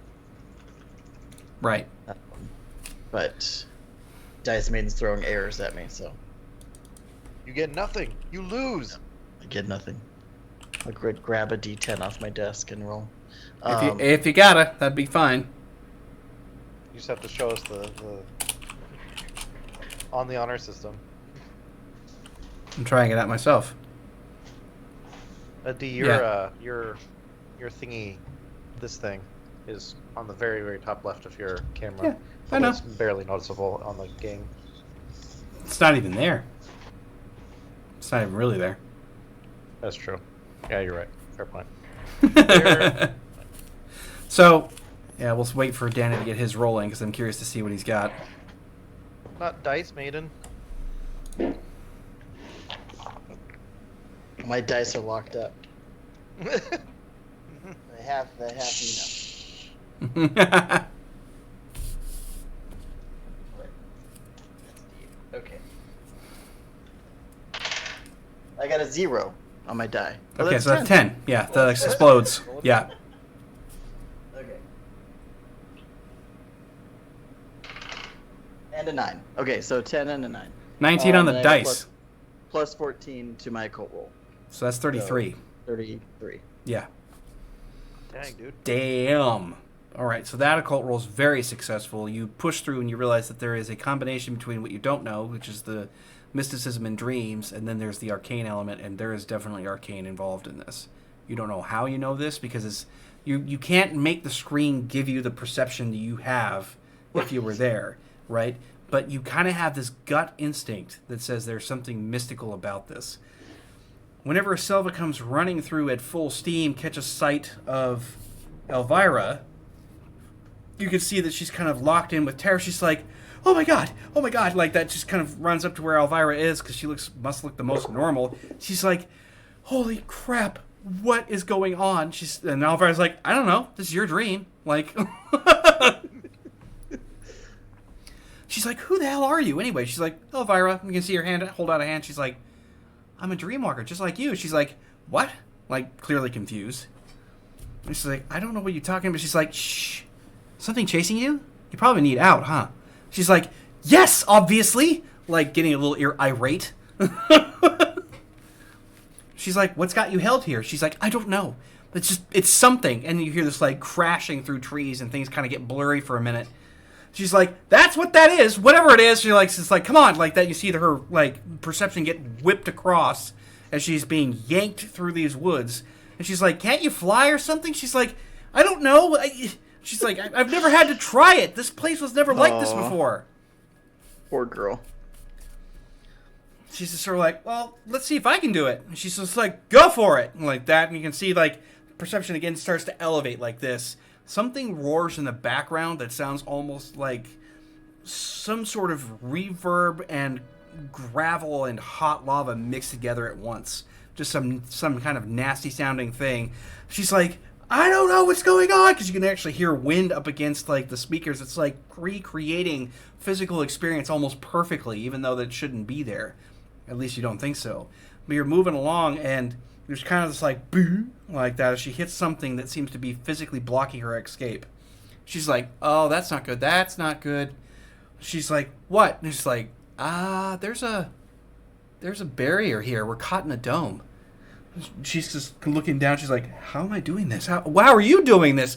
Wait, are you like real? She's like, yeah, I got hired by a bunch of weird people. Like, Danny's definitely shouting at the screen. Like, Ah, run! I'm right here. I'm right here.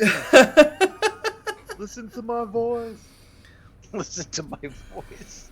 got hired by a bunch of weird people. She's like, this is.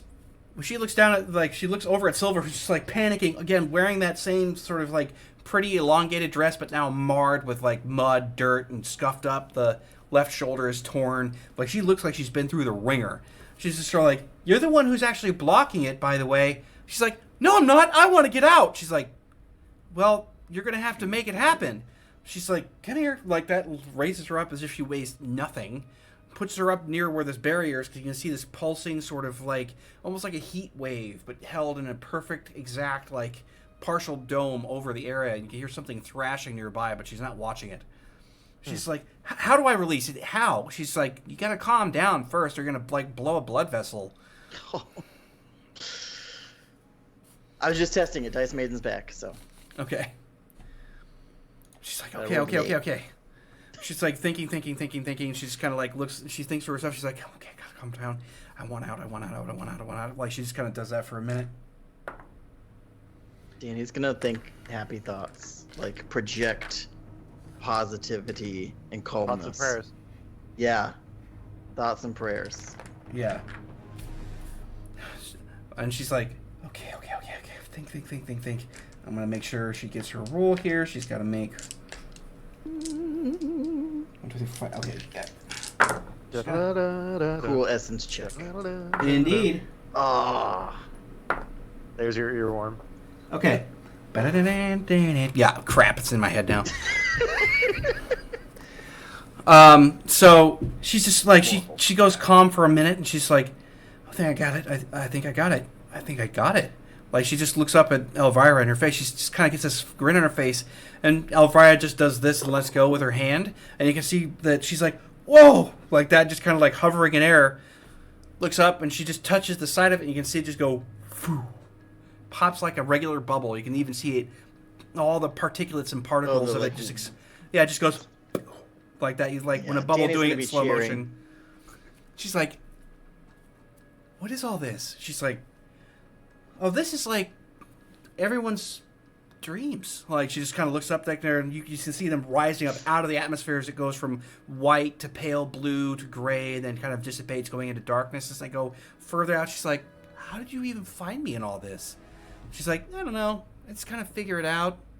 I think you'll figure it out too. She looks down, and you can see this like silvery cord going somewhere. She's like, oh yeah, you gotta go back. Bye for now. Like that. She just tugs on the cord like you would do for like ringing a doorbell. And so it was like, what? Like that, just completely disappears. self-yeet. She looks down at where that sphere of consciousness was being held up, and there's something roiling and then just goes launching into the void of that space. And she's like, oh, whoops. Like that. And it goes flying way past. He's like, dreams can't do that. She just like gets, you can hear her sound of voice just kind of gets a little bit unnerved by what she just watched. She's like, they can't do that. No dreams can do that.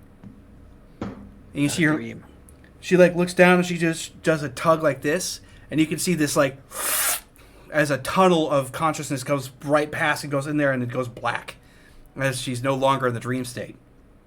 And she slowly comes out of her physical trance and looks, pops the thing open. She sits up where she's at. She's like, you guys are weird. You man, at your service, hands her another card. Is she okay? She like takes the card and like throws it aside just like the other one. She's like, yeah, she's fine, but I don't know what the hell happened there at the end. Like, she comes out and dries herself off on the wet mat and just kind of sits down on the whole thing. She's like, I don't know, that was kind of cool though. What was that thing? Did we saw it, right? Like we saw. You saw part of She's it. It was some sort of like dark emanating cloud, almost like some sort of a pyroclastic explosion that just kind of got pulled into the depth of space. That's not normal? She's like, no, that's not normal. Dreams don't have the ability to leave the dreamscapes that they're created in. Not unless it's intentional. So what exactly happened? I thought it was a nightmare. I thought she was just trapped by something, right? Like, that can happen, but usually whenever they leave, because it's not unusual to get locked in their own dreamscape like she was. Like, that actually happens a lot. But having whatever it is just leave, I've never seen that before. Wheel. That sounds bad. She's like, I don't know. There's way too much going on out there for me to really give a shit.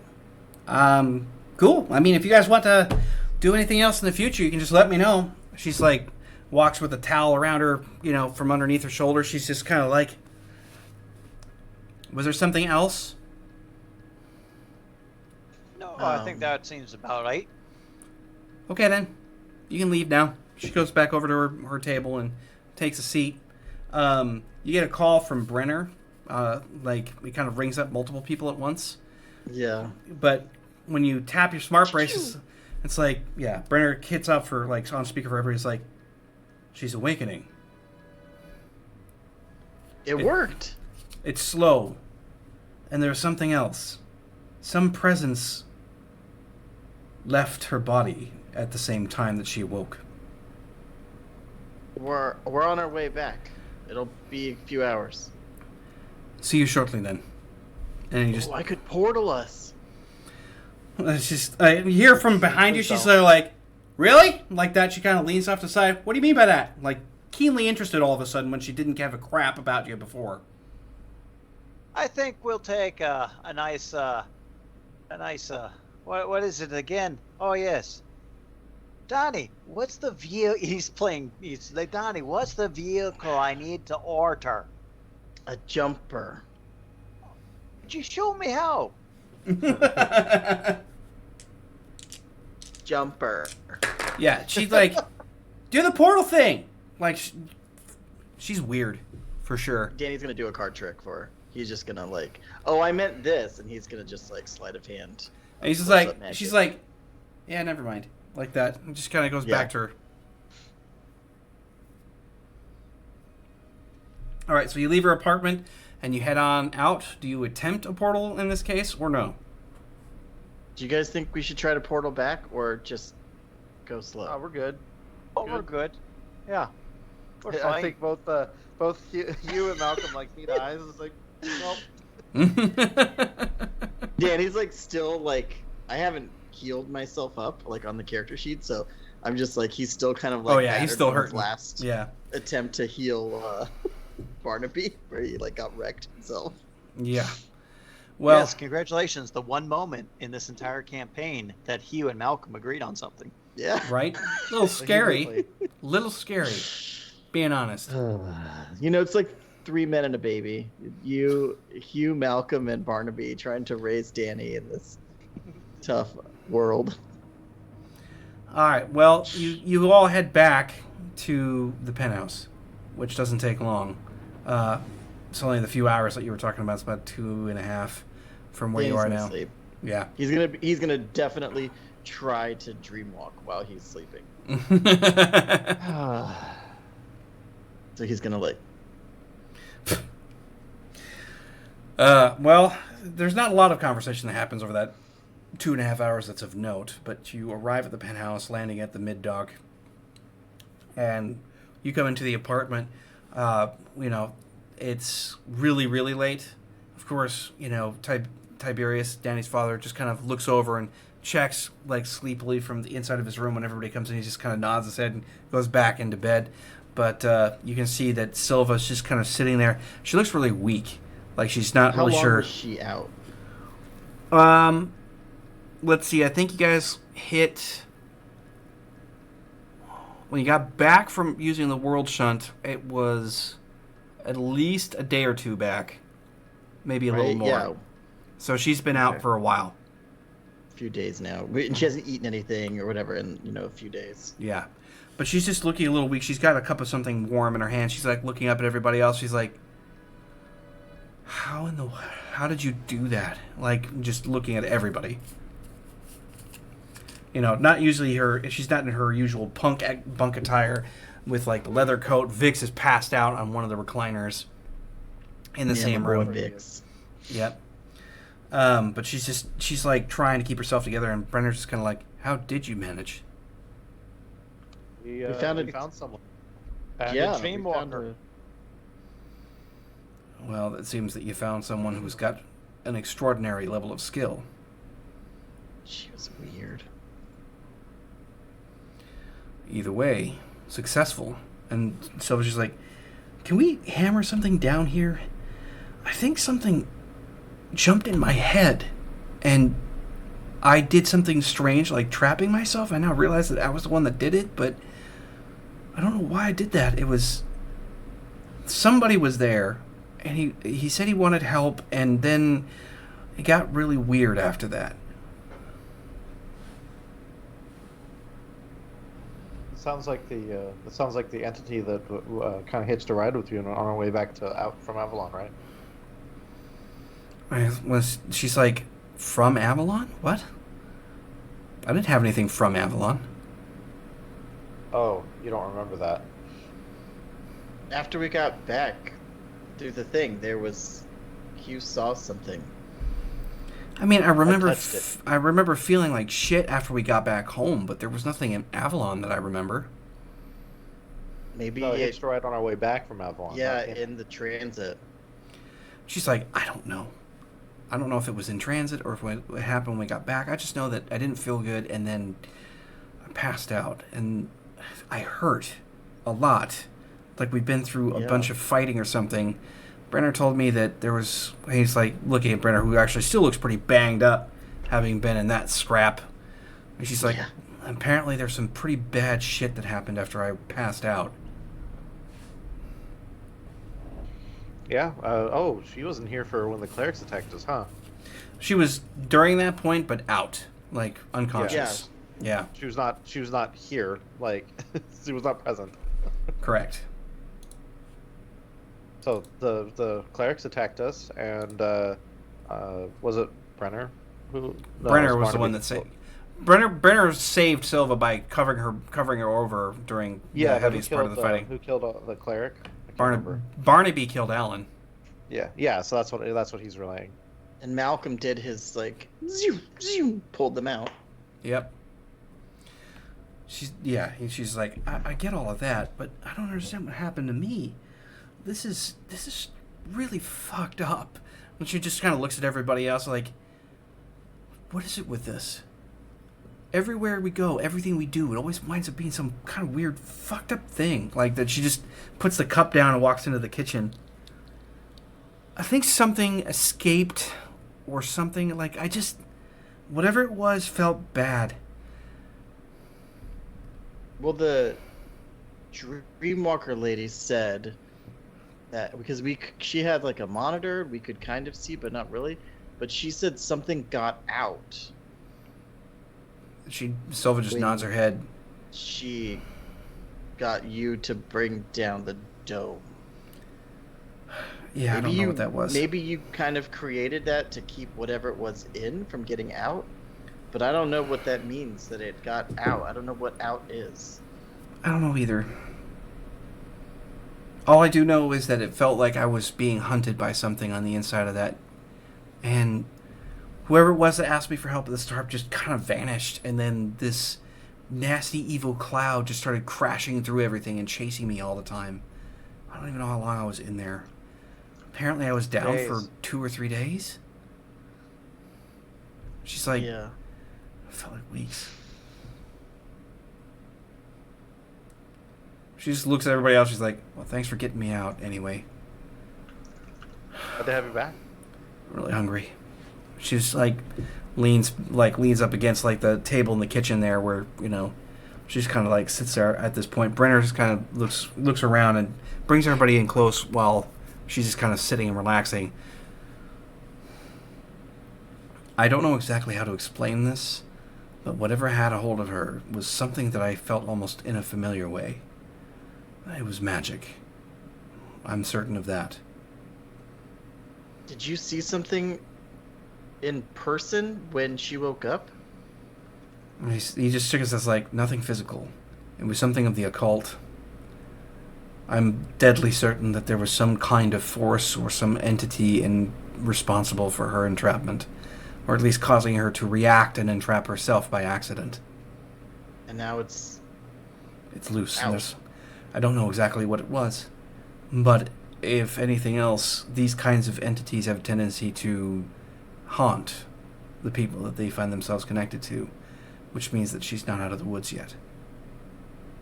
Well, maybe we can build her dome back. That's not the problem. If it's released, then something else is going to be coming through, and I don't know exactly how to predict that. It could attack her mind, it could attack her spirit, it could even appear physically in this world, if it's so inclined or powerful enough.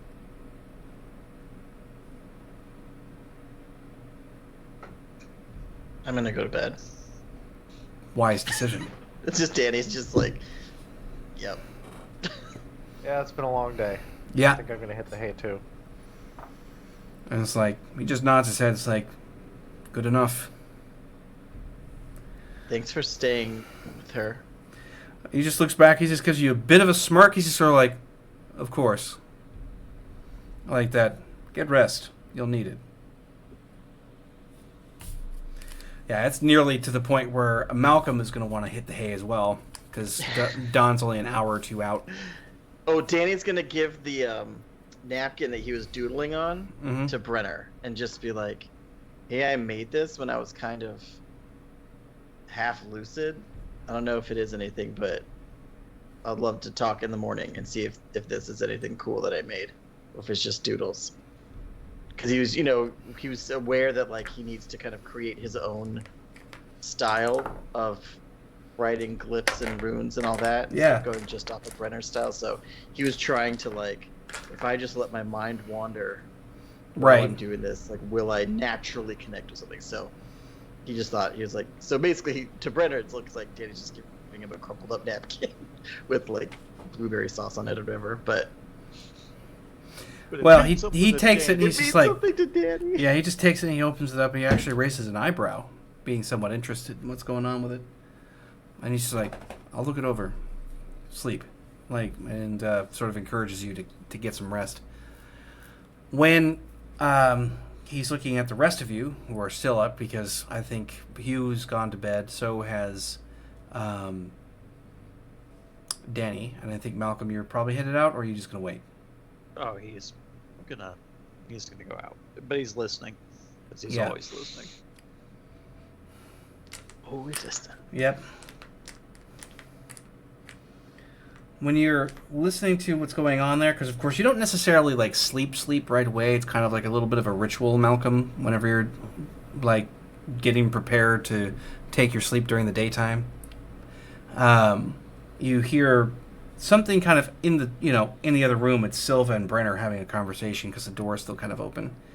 Well, I mean, you can hear it better than that, though, thankfully. It's just kind of like, you can always hear that because it's quiet.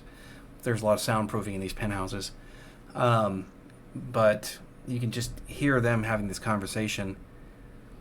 And Brenner is being, gentle and polite and all of that. And then Silva's demeanor kind of shifts a little bit, like she's a little angry-ish. But then drops into almost monotone. She's in the background. She's like, "Listen, can we talk about this tomorrow? I really..." And then just stops and goes like, "Is it you I have to thank?" And her whole accent even changes. And Brenner kind of is just like, I'm sorry. And it's like, "Is it you I have to thank? Is it you that I have to thank for letting me get free?" And he's like, "I don't know. Who am I speaking with exactly?" And it's this voice again just was like, "Dara. Dara's the name. I'm actually really thankful to all of you. You made it possible for me to, walk again, so to speak. I might be so inclined to be able to help you out with your own problems, if you got any of that might be of note." As a matter of fact, won't be terribly long before I'm going to be moving back again. What's the year? And he's like, the year? He's like, yeah, what's the year? Brennan has no clue what the year is. And he's just like, to my understanding, it's the year of our Lord 2079. And he's like, really? You sure? He's like, I am. Oh, fuck, that's been a long time. And he's like, well, nonetheless, I'll be paying a visit. I've got this wee one to be looking over for a little while. I'll make sure to make myself known. Thanks again. And her voice trips back and she's like, why are you just staring at me? And Bear's like, I'm not. Are you aware of anything that just happened? And she's like, of what? And he's like, damn. This isn't good. And scene. Yeah. Yeah, dang it. Or as I said in chat, on. Yeah. All hamburgers. Oh. Ah, cheeseburgers. Take me up inside. No, not Amy Lee. All right. Okay. Back in the mental game lobby. Anyway. Lobby. Yeah. Okay. Well, I feel like that was pretty fun. Not a lot of action per se. Plenty of action. We surfed back and forth across Night City and watched someone's dreamscape. Yeah. How'd you guys like that shit, huh?